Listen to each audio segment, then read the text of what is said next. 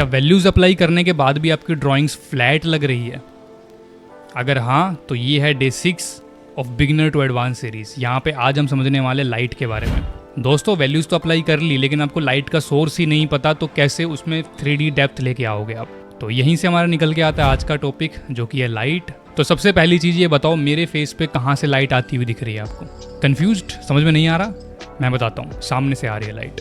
Okay, सामने है, सामने लाइट सोर्स है, वहाँ से लाइट आ रही है मेरे फेस पे, तो इसलिए आपको इवन लाइटिंग दिख रही है। अब ये टाइप की लाइटिंग बहुत डिफिकल्ट होती है। मैं सजेस्ट नहीं करूँगा कि इस टाइप की लाइटिंग में आप पोर्ट्रेट या फिर कोई सब्जेक्ट अप्रोच करो।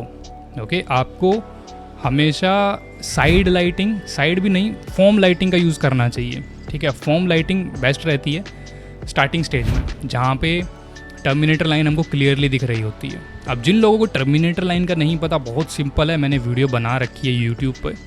अभी समझाने बैठूंगा तो बहुत लंबा हो जाएगा। यूट्यूब चैनल का लिंक मेरे बायो में दिख जाएगा, आपको वहाँ से जाके टर्मिनेटर लाइन सर्च करके ढूंढ लेना, पढ़ लेना टर्मिनेटर लाइन क्या होती है।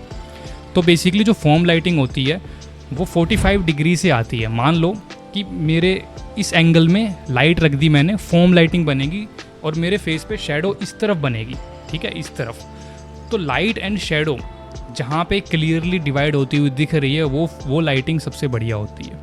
जैसा कि हमने पहले एग्जाम्पल भी लिया, उस एग्जाम्पल में भी लाइटिंग क्लियरली सब्जेक्ट को डिवाइड कर रही थी। हमको डार्क पार्ट, हमको लाइट पार्ट दोनों क्लियरली दिख रहा था। तो ये वाली लाइटिंग बेस्ट रहती है।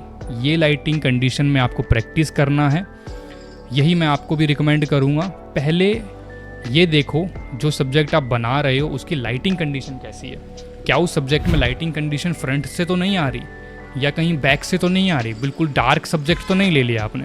ओके, ऐसा सब्जेक्ट लो जहाँ पे लाइटिंग कंडीशन एक साइड से आ रही हो। ओके, एक साइड वाला सब्जेक्ट लेना है। काफ़ी इजीली आपको पिंटरेस्ट पे अवेलेबल हो जाएगा। मैं भी जहाँ से रेफरेंस उठाता हूँ इस चीज़ का ध्यान रखता हूँ। पुराने जितने भी आप पोर्ट्रेट देखते हो मेरे, जितने भी आप वर्क देखे आपने मेरे, वहाँ पे मैं फोम लाइटिंग का ही यूज़ करता हूँ। यूज़ क्या, बेसिकली फोम लाइटिंग वाली इमेजेस मैं उठाता हूँ इंटरनेट से।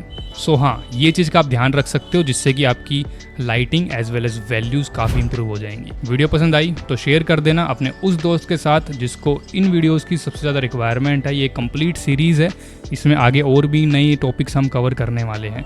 अगर आप इस सीरीज़ को देखना चाहते हो आगे तक तो फॉलो कर लेना, नीचे फॉलो का बटन है। Thank you so much.